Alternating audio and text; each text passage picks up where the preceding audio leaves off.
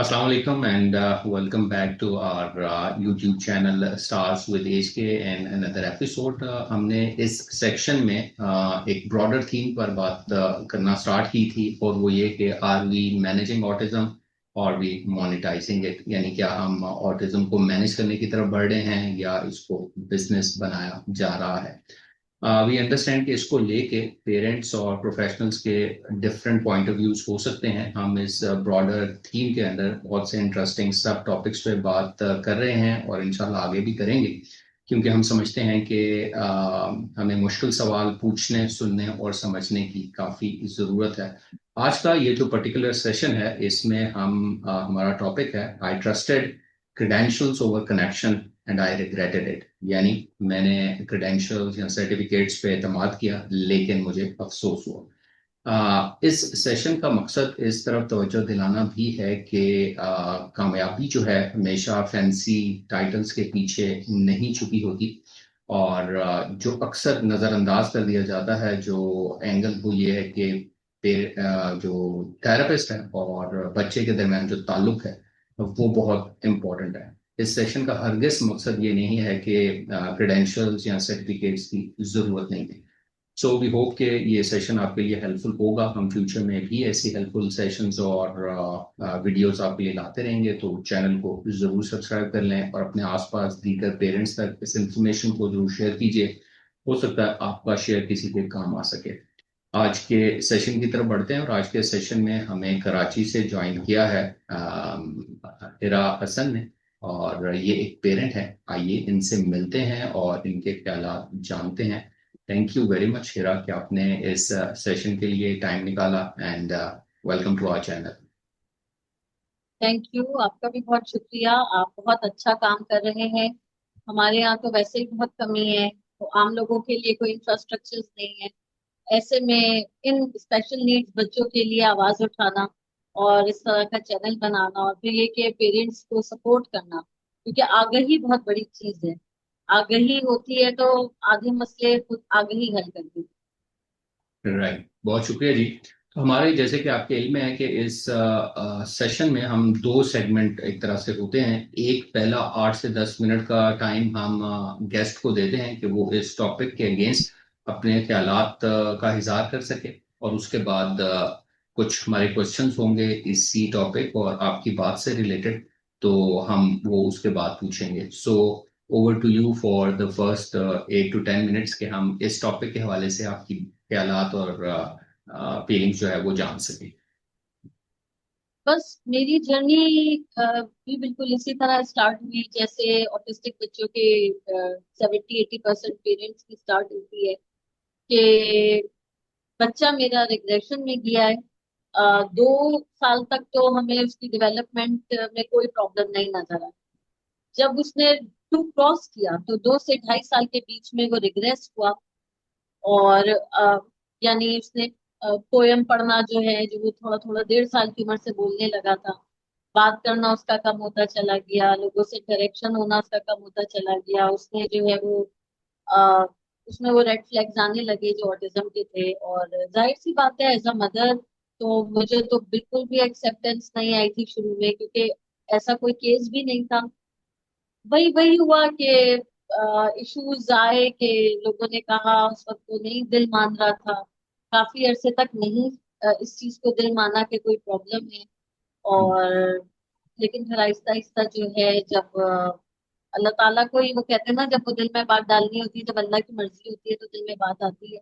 हम्म। तो बस वही हुआ कि अवेयरनेस आई। हाँ, 2.5 से पहले पहले आ गई थी अवेयरनेस। हम्म। एक्सेप्टेंस आई तो फिर यही अब धड़ाधड़ जो है वो नेट पे सर्च करना शुरू किया कि आर्टिकल। बेसिकली हमारे एक फैमिली डॉक्टर है, उनने जिसके पास पूरी कर ली जाती है, उन्हीं की बात समझ आई।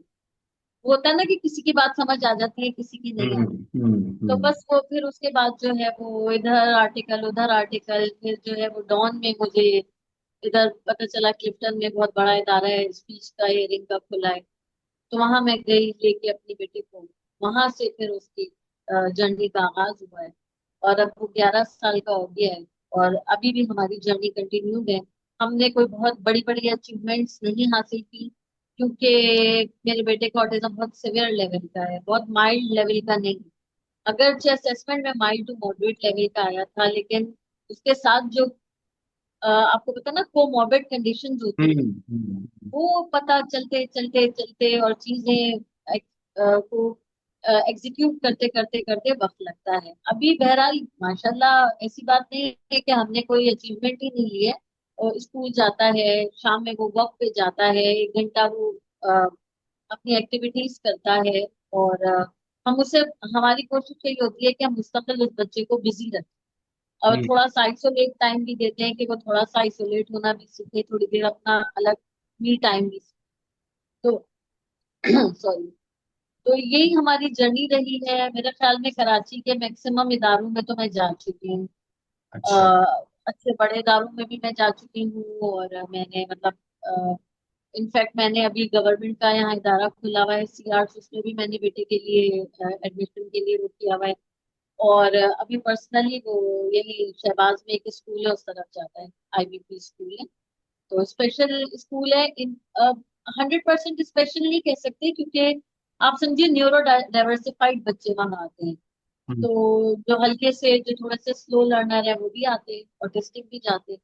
तो अभी तक तो अल्हम्दुलिल्लाह हमने कोशिश की हुई है कि हमारा बच्चे का ऑटिज्म मैनेज रहे और स्टेबल रहे। हम्म। तो मेरे तो ख्याल में स्टेबिलिटी भी एक बहुत बड़ी अचीवमेंट होती है कि आपका बच्चा स्टेबल।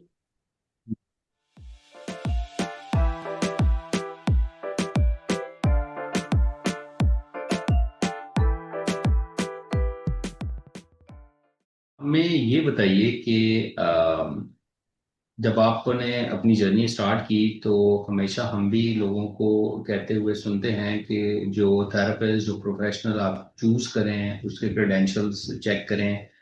तो आपने भी ऐसा ही किया या आपने कुछ और सोचा? अगर आपने ये सोचा कि क्रेडेंशियल्स वाले थेरेपिस्ट के पास जाना चाहिए, तो आपका एक्सपीरियंस कैसा रहा? और अच्छा रहा या आपको कुछ प्रॉब्लम्स आए? अगर प्रॉब्लम आए तो किस किस्म के थे? जी बिल्कुल यही सोचा कि क्रेडिबिलिटी देखनी चाहिए, एक्सपीरियंस देखना चाहिए, इदारा कितना बड़ा है ये देखना चाहिए, कितना हाई फाई है ये देखना चाहिए। बिल्कुल यही सब सोचा। और माँ बाप भी बेचारे सब अपनी इस्तेताब के मुताबिक बेहतर से बेहतरीन चाहते हैं अपने बच्चे के लिए। तो मैंने आपको बताया ना कि और थोड़ा हम पढ़े लिखों के दिमाग भी जरा वो होते हैं। तो हम्म। मैंने यही किया कि फटाफट जी डॉन से आर्टिकल निकाला, रिहाइश मेरी यही है DHA में। तो क्लिफ्टन पे मुझे मिल गया। नाम पता नहीं लेना चाहिए नहीं लेना चाहिए इदारे का, हम तो नाम के बगैर ही चलना शुरू करते हैं, लेट्स यही सी। बेहतर है। बहरहाल मैं वहां गई इनिशियली। मैं ब्लेम नहीं करूंगी किसी को। बात यह है कि पेरेंट्स की एक्सपेक्टेशन बहुत ज्यादा होती है। हम माँ हम्म। बाप सोच ही नहीं सकते। एक तो हमने केसेस भी नहीं देखे होते हैं, पहला पहला कोई केस इस तरह का हो और अपने ही घर में हो जाए। तो और सब पढ़े लिखे हो जब खानदान में, तो हमने तो यही सोच के बैठे हुए थे कि हम अपने बच्चे को पढ़ाएंगे, ये करेंगे, जैसे सब माँ बाप सोचते। तो मैं ले गई, बहुत बड़ा इदारा था, उन्होंने बड़े बहुत लाइटली कैजुअली लिया, और जिस तरह से बात करते हैं, don't worry everything is fine. अच्छा ये तो oh my God is so cute is so, बहुत यानी हमें उन्होंने हम्म। प्यार से हैंडल किया। और यही हमें पहली बात बताई गई कि जी 2 साल के अंदर ठीक हो जाएगा। बस 2 साल लगेंगे, और ये 2 साल में हम इनकी थेरेपी करेंगे, और 2 साल के अंदर ये हो जाएगा। और फिर ये टेस्ट वो टेस्ट, फिर हम एक हियरिंग टेस्ट के लिए गए। अच्छा मुझे तो पता था, मैं माँ हूँ, मुझे पता था उसका हियरिंग का इशू नहीं है। हम्म। और मुझे ये सब बस समझ आ रही थी कि किसी चीज से ये लॉस्ट हो रहा है। तो बहरहाल जब हियरिंग के लिए गए तो उन्होंने, वो जरा हार्श किस्म के साथ थे, उन्होंने बड़ा स्ट्रेट अवे बोला कि नहीं जी इसको तो ऑटिज्म है, आप जाएं। फिर हमने असेसमेंट कराई कराची में ही। तो क्रेडेंशियल्स के तो पीछे मैं रही हूँ, एजुकेटेबल हो ये हो। और यहाँ तक भी सुना है मैंने कि भाई फला इदारे में तुम ले गई थी वो अच्छा नहीं था, अब इसे ऐसी जगह ले जाना। तो हम्म। बात ये है, आप किसी भी इदारे में ले जाएं, पहले तो ये कि आपकी आपका बच्चा एक पजल है। जरूरी नहीं है कि जिस इदारे से किसी दूसरे के बच्चे को फायदा हो, उसी इदारे से आपके बच्चे को भी फायदा हो।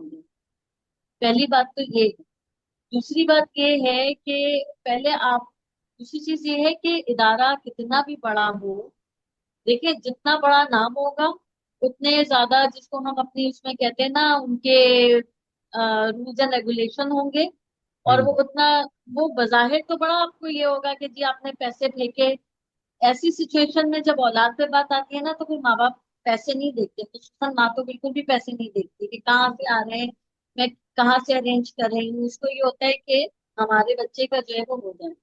तो जितने बड़े इदारों में मैं लेकर गई, पहले तो वो 2 साल इधर क्लिफ्टन में एक बहुत बड़ा स्पीच और हियरिंग का इदारा है, वहां जाता रहा। वहां भी मैंने ये देखा कि वो इंटर्नीज पे डाल देती थी। शुरू में तो हेड खुद लेती थी, 2-4 सेशन हेड हेड ने खुद लिए। उसके बाद वो इंटर्नीज पे डाल देती थी। बाय द टाइम बच्चे की बॉन्डिंग एक इंटर्नी से होती थी, वो इंटर्नी की या तो शादी हो जाती थी या वो छोड़ के चली जाती थी, हम्म या कुछ ऐसा मैनेजमेंट का इशू आ जाता था कि जी वो इदारा नया नया एक्सपेंड हो रहा था, कभी कमरा नहीं मिल रहा होता था। ये मैं आपको बड़े इदारे की बात बता रही हूँ, ये मैं किसी छोटे खैराती या किसी वैसे गवर्नमेंट सरकारी इदारे की बात नहीं बता रही हूँ। अब तो खैर बहुत अवेयरनेस है। आज से हम्म, 8 या 9 साल पहले तो बिल्कुल कोई ऑटिज्म का केस भी नहीं हमने सुना था। ये तो बिल्कुल बहुत सही कह रही रैपिडली एक 8-9 साल में अवेयरनेस आई है। वहां हम्म पे ये इशू होते थे, बच्चे बच्चे ने बॉन्डिंग पकड़ी थेरेपिस्ट से और थेरेपिस्ट हो गई। फिर मैं ये देखती थी कि वो अ, अब जैसे मैं एक एग्जांपल दूंगी, हमें भी उस वक्त ये चीजें समझ नहीं आती थी, अब समझ आ रही है। अब स्पीच थेरेपिस्ट है, वो पिक्चर दिखाकर अगर बच्चे को कोई चीज समझा रही है, तो वो इतनी छोटी पिक्चर लाएगी कि वो हमें नहीं समझ आ रही। अच्छा, हमारे हम्म ही सामने वो हेड राउंड लगा रही है तो उसको टोक रही है, भाई तुम बड़ी पिक्चर यूज करो। और हमें नजर आ रहा है कि वो बच्चे को छोटी पिक्चर से कुछ समझ नहीं आएगा, मगर तो जब आपका कितना भी बड़ा इदारा हो, अगर आपने डाला तो आपने उसे एक कम से कम 18-19 साल की इंटर्नी पे ना बच्चे को, वो जो हम्म खुद अभी नई नई पढ़ के निकली है यूनिवर्सिटी से, जिसको शायद पहला हफ्ता भी नहीं हुआ है, और वो क्या कर रही है, वो सिर्फ अपना हाथ साफ कर रही है। वो, हम्म उसको पहली तो स्टेप ही नहीं समझ आ रहा होता कि बॉन्डिंग क्या चीज होती है, कि ये बच्चे सिर्फ उनकी बात सुनते हैं जिनसे इनकी बॉन्डिंग अच्छी, ये ऑटिज्म में है। एक चीज ये बताइए बहरहाल जी। कि एक आपने काफी अच्छा ये पॉइंट रेज किया है कि बॉन्डिंग बहुत जरूरी है। तो आपको ये मुझे समझ आ रहा है कि आपको प्रॉब्लम आई अपने बच्चे के साथ कि उसकी थेरेपिस्ट के साथ उसकी बॉन्डिंग बनने में प्रॉब्लम आती, जब बनती थी तो वो चेंज हो गई या छोड़ के चली गई उस इदारे को, ये वो। तो ऐसा टाइम भी आया कि जिसमें किसी थेरेपिस्ट के साथ उसका ज्यादा टाइम गुजरा और उसकी बॉन्डिंग काफी अच्छी हुई? अगर ऐसा भी कोई एक्सपीरियंस हुआ और उसमें आपने क्या चेंज महसूस किया, बेहतरी बिल्कुल किस ऐसा बात हुआ, से बेहतरी हुई? बिल्कुल। सॉरी आपका, मैंने वो सवाल काट दिया। बिल्कुल ऐसा हुआ। और यही मैं आपको बता रही हूँ, ये मैंने चीजें यहीं से पकड़ी कि शुरू में उस बच्चे में एकदम से बहुत रैपिड प्रोग्रेस आई। फिर मैं देखती थी कि बॉन्डिंग, अच्छा बॉन्डिंग देखिए 2 तरीके से होती है। एक तो ये चलो मजबूरी है, वो थेरेपिस्ट रही नहीं, वो थेरेपिस्ट चली गई। हम्म एक सेकंड स्टेज ये होती है कि थेरेपिस्ट खुद कितना दिलचस्पी ले रही है अपने काम में। सही। अच्छा, इन द मीन वाइल मैंने अपना कैरियर तो मैंने ऑलमोस्ट स्विच कर ही लिया था, मैं टीचिंग साइड पे आ गई थी। मैंने वो भी छोड़ी, मैं कि फुल टाइम मैं अपने बच्चे को दूं। फिर मैं एक दूसरे बहुत बड़े कराची के हॉस्पिटल लेकर गई, जहाँ पे मॉर्निंग में वो बच्चा स्कूल जाता था। उसके बाद उसकी 8:30 बजे का बच्चा उठा हुआ, 8:30 से वो स्कूल जाता था, और फिर 12 बजे उसकी छुट्टी होती थी, और 1:30 से 3 बजे तक फिर मैं उसको थेरेपी पे लेके जाती थी। तो वहां पे मैं, वही वही होता है कि शुरू शुरू में तो वो अपनी परफॉर्मेंस दिखाती है थेरेपिस्ट, हम्म बच्चा भी प्रोग्रेस करता है, लेकिन क्या होता है फिर आहिस्ता आहिस्ता ये टाइम भी आया कि मैंने देखा बच्चे को एक कोने में पजल देके बिठाया हुआ और थेरेपिस्ट मोबाइल पे लगी हुई है। अच्छा, अनफॉर्चुनेटली हम उस जमाने की फंसी मदर्स में से हैं, जो समझती, जिनकी, जिनको ये होता है, जो पूरी अपने बच्चे पर जिनको होता है कि काम हो तो सब कुछ छोड़ के बच्चे के ही साथ साथ। अच्छा, फिर वो ये भी इशू होता था कि वो थेरेपिस्ट को इशू होता था कि मदर जो है वो साथ ना बैठी, मदर जो है वो बाहर बिठाते थे मदर्स को। अब तो ज्यादातर इदारों में बाहर ही बिठाते मदर्स को, हम्म कि वो देखेंगी, वो नजर रखेंगी, वो हमसे सवाल करेंगी। हम, उनको भी अपनी आसानी चाहिए होती है, उनको भी दिन निकालना होता है, जाहिर सी बात है वो दिन का 100 बच्चा 200 बच्चे पे काम करा रही है, तो उनका भी तो वो खत्म होगी ना मोटिवेशन, वो भी तो थकेंगी, वो भी तो फिर टालेंगी, ये सबके साथ होता है। हम्म, तो ये चीज मैंने नोट किया कि होने लगी। और फिर 2 साल बाद ऐसा ही टाइम आया कि उसी इदारे की हेड ने मुझे बताया कि एक नया इदारा खुला है, यहाँ तुम अपना टाइम वेस्ट करिए। उनसे मेरी बहुत अच्छी दोस्ती हो गई थी, और मैं उनकी इस चीज को नेगेटिव नहीं लूंगी, क्योंकि उन्होंने 2 साल से मेरे बच्चे को देखा हुआ था, उनको ये आइडिया हो गया था कि यहाँ पे इसका टाइम वेस्ट।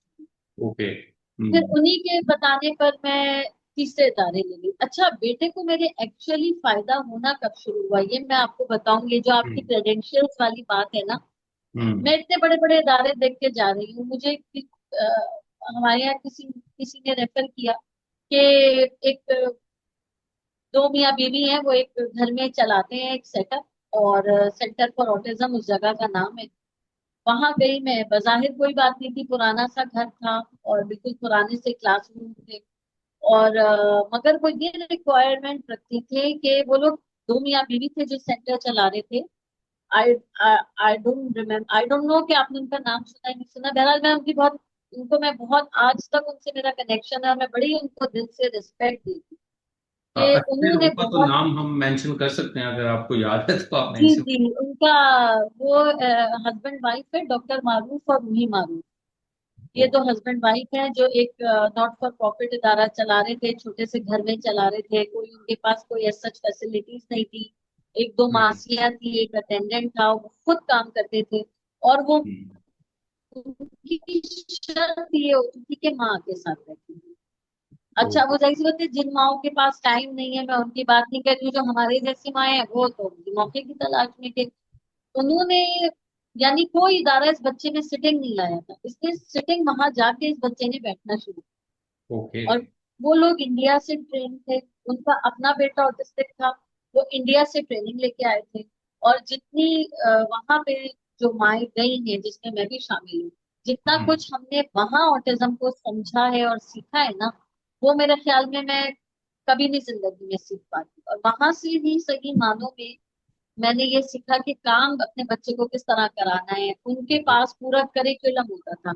आप जाएं स्कूलों में, करिकुलम नहीं शेयर करते, कोई आईईपी का कॉन्सेप्ट नहीं है, कोई डेली रूटीन दिखाओ उसका कॉन्सेप्ट नहीं है। वो वर्कशॉप में तो अवेयरनेस दे देंगे माओ को कि जी आप यूं करें, आप अपने बच्चे का रूटीन, लेकिन इस चीज को प्रैक्टिकली कैसे अप्लाई करना है, किस तरह हम्म, अपने बच्चे के साथ बैठ के, जाहिर सी बात है, बैठ के किस तरह कम्युनिकेट करना है। जाहिर सी बात है, हमारे बच्चे का एक मसला है कि उसकी स्पीच इफेक्टेड है।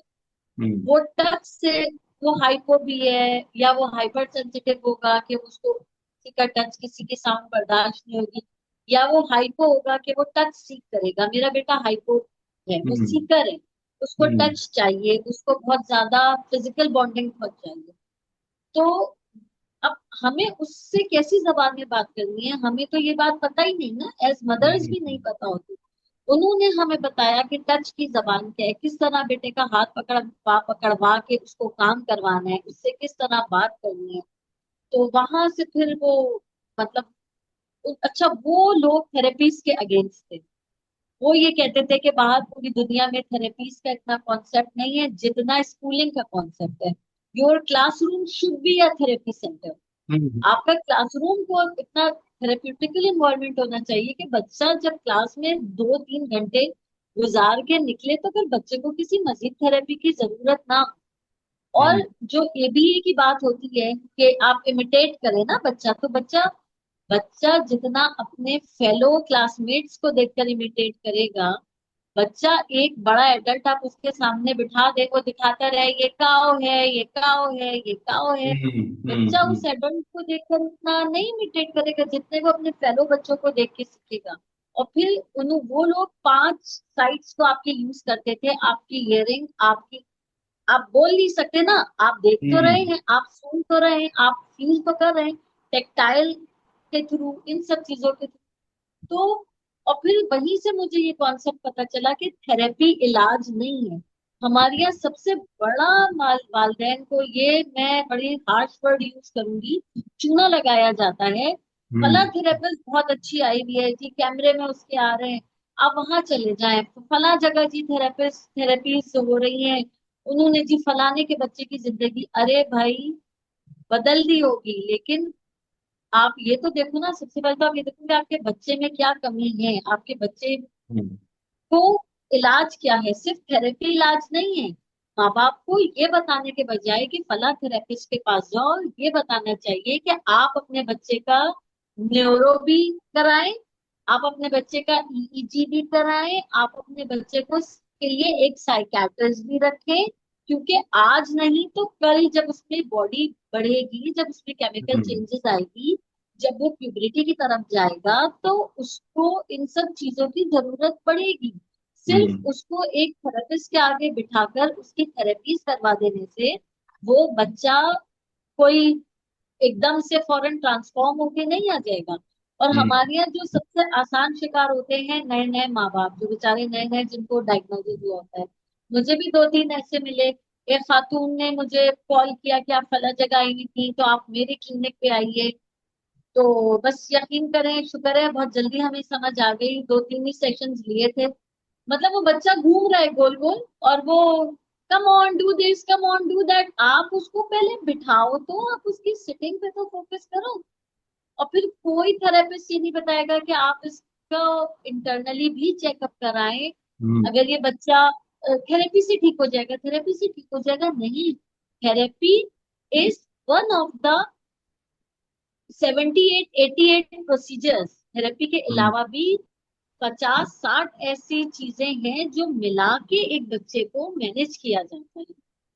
तो आप क्या समझती हैं जो उन पेरेंट्स के लिए, जिस तरह आपने कहा कि नए नए पेरेंट्स हैं, या वो पेरेंट्स जो अभी भी अनश्योर हैं कि हमें किसके पास जाना चाहिए, तो कैसे प्रोफेशनल के पास उनको जाना चाहिए?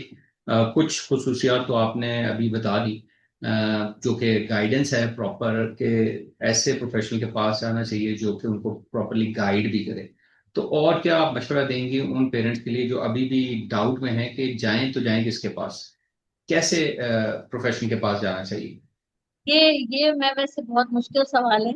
इसका जवाब मैं जो जो मेरा नाखुश तजुर्बा है उससे तो मैं यही कह सकती हूँ कि असेसमेंट जरूर कराएं, और टेक योर टाइम। अब एक चीज हो गई है ना, इमोशनली कुछ समझ नहीं आएगा, और हम्म। आप जरूर जाएं थेरेपिस्ट के पास, मैं ये नहीं कहूंगी। लेकिन आप ये जो 7 8 स्टेप्स है ना, आपने असेसमेंट कराइए। हम्म। आप अगर बच्चे को सिर्फ थेरेपी पे ना डालिए, आप उसको सबसे पहले रूटीन में लाइए। हम्म। सही है। और सबसे बड़ी बात बात ये कि सबसे पहली, कहते हैं ना, माँ की गोद सबसे पहली औलाद की दरगाह होती है। तो हम्म। सबसे पहले तो ये है कि आप खुद जितना नॉलेज ऑटिज्म के ऊपर माँ बाप हासिल कर सकते हैं वो करें। ठीक है। एटलीस्ट इतना उन्हें पता हो कि मेरा बच्चे के साथ सिर्फ बिहेवियर इश्यूज, जरूरी नहीं है कि इसको मैं कहीं बिठाऊंगा तो इसका बिहेवियर ठीक हो जाएगा, या मैं कंटिन्यूअसली इसकी, अब मेरे बच्चे की स्पीच थेरेपी अभी तक चल रही है, मगर उसकी स्पीच जो है वो ना होने के बराबर है, क्योंकि उसको एपिलेप्टिक सीजर्स भी आते थे हम्म। जो डायग्नोज ही नहीं हुए थे। मैं बड़े बड़े न्यूरोलॉजिस्ट के पास लेकर गई, इंडिया तक में मैंने डॉक्टर से बात की, और हम्म। जो मैं अपनी उसमें अमेरिका उसकी रिपोर्ट भिजवाई, बायोमेडिसिन पे मैंने अपने बच्चे को डाला।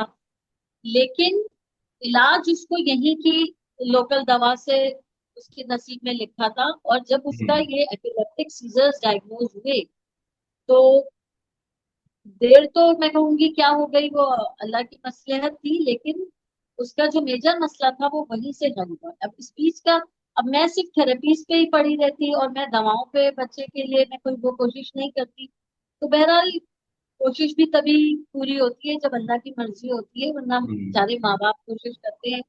तो अपनी कोशिश करें, लेकिन माइंड में ये चीजें रखें कि सिर्फ थेरेपी इलाज नहीं है। सारा पैसा थेरेपीज पे बर्बाद मत करें।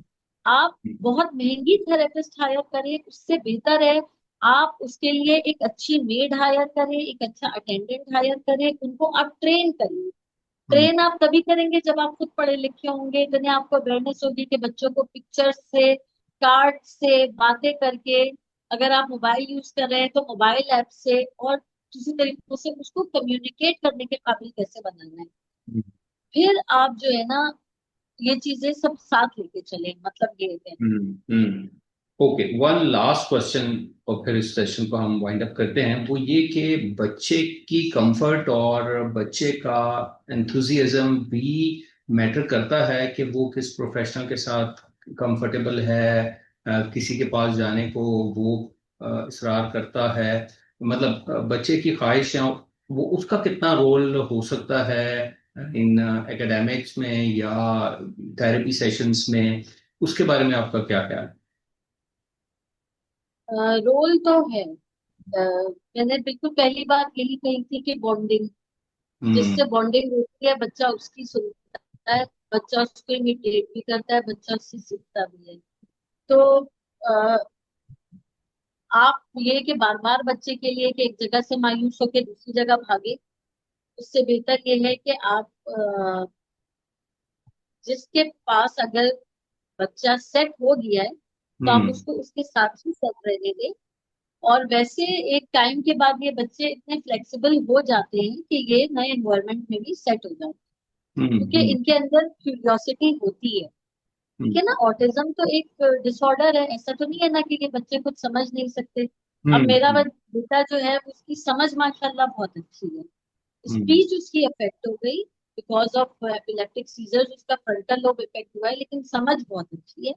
तो ये कि आप, अगर वो बच्चा एक जगह सेट है और वो जगह पे कुछ सीख रहा है तो आप उसको वहां सेट रहने दें और नई एक्टिविटीज आप साथ साथ डालते हैं। ठीक हम्म। है, और लिमिटेशन आएगी, एक टाइम के बाद लिमिटेशन आएगी, क्योंकि हमारे यहाँ क्या होता है कि देखिए, हर बच्चा मेडिसिन पे नहीं होता, लेकिन 80% ऑटिस्टिक बच्चों को कोई ना कोई काम डाउन होने के लिए या तो मेडिसिन दी जाएगी, या स्लीप के लिए मेलाटोनिन या कोई। तो हम्म। बिकॉज उनके बेचारों की, बच्चों की मजबूरी है, तो आप अ, उसकी वो चीज भी अपडेट रखें, आप हम्म। उसको मेडिकली भी अपडेट रखें। आप वो जिस एनवायरनमेंट में सेट हो रहा है आप उसको एक एनवायरनमेंट उसके लिए क्रिएट करें। सबसे पहले वो फ्रेंडली एनवायरनमेंट घर में क्रिएट होना चाहिए, घर में स्टफ हो, घर में आपके पास मटेरियल हो। फिर आप किसी थेरेपिस्ट के पास, तो जिसके पास वो सेट है वो रखें। हम्म। लेकिन ये लिमिटेशन आती है। बात ये कि थेरेपिस्ट ईमानदार हो, थेरेपिस्ट मेहनत करने वाली है तो वो बहुत कम टाइम में बॉन्डिंग बनाए। अगर राइट। प्रोफेशनल मेहनत करने वाला नहीं है, वो बस टाल रहा है, तो जाहिर सी बात है माँ बाप भी गिव अप कर देते हैं टाइम के बाद आगे। हम्म। हम्म। नहीं, आपने काफी अच्छा इस क्वेश्चन में भी और उससे पिछले क्वेश्चन में काफी अच्छा कंक्लूड किया था कि जो मेडिकल साइड की जो इश्यूज हैं उनको भी एड्रेस करें, सिर्फ थेरेपीज और उस चीज पे ना रहें। और एनवायरनमेंट जो है बच्चे का, वो भी, उसके ऊपर भी काम करने की जरूरत है। तो ये काफी कंक्लूडिंग रिमार्क्स हैं for other parents as well. So इसी के साथ हम इस सेशन को यहाँ पे क्लोज करते हैं, और आपका दोबारा शुक्रिया अदा करना चाहेंगे कि आपने टाइम निकाला और इस सेशन में इस टॉपिक को टाइम दिया। वी होप कि हम आगे चल के और पेरेंट्स से, और अगर हमें मौका मिला दोबारा आपके साथ बात करने का, तो हम किसी और टॉपिक पे किसी और एंगल से भी एक्सप्लोर करने की कोशिश करेंगे। तो थैंक यू वेरी मच। और इसी के साथ जी हम आप सबसे भी इजाजत चाहेंगे। इंशाल्लाह नेक्स्ट सेशन में एक नए टॉपिक के साथ, एक नए गेस्ट के साथ मुलाकात करेंगे।